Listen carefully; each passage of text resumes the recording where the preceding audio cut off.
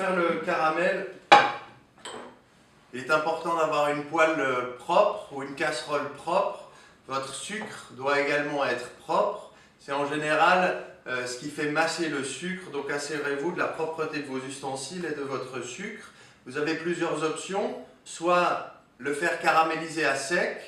Si vous avez de la difficulté avec les caramels, rajoutez simplement un petit peu d'eau pour aider la réalisation du caramel. Et si vraiment vous avez des difficultés à faire le caramel, un demi-jus de citron vous aidera à réaliser votre caramel avec plus de facilité. Une chose importante lorsqu'on réalise du caramel, il faut éviter de brasser avec des spatules, éviter de remuer trop le caramel.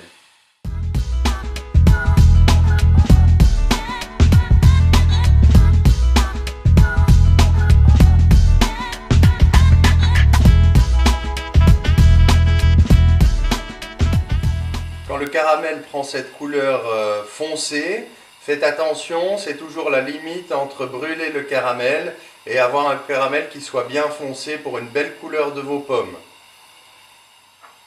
Quand la couleur du caramel vous convient, rajoutez le beurre pour décuire le caramel, stopper la cuisson du caramel.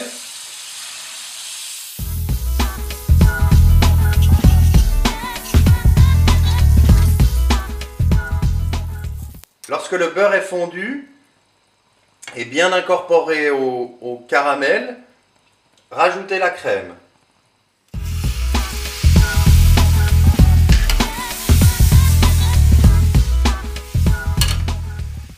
Maintenant, faites cuire les pommes dans cette préparation de caramel.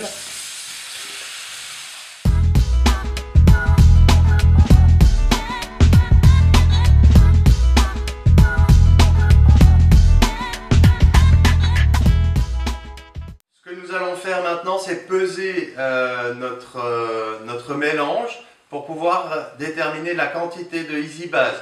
On utilise 160 g de Easy Base au kilo lorsque c'est une utilisation à froid. Donc nous avons 500 g de pommes et de caramel mélangés. Nous avons besoin de 80 g d'Easy Base. Mixer à haute vitesse à 95 degrés pour obtenir votre texture modifiée, environ 5 minutes. Lorsque votre texture est prête, coulez-la dans les moules demi-dôme.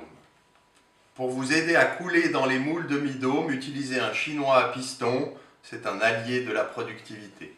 Une texture modifiée, bien réalisée et dont la texture convient est une texture qui se coule.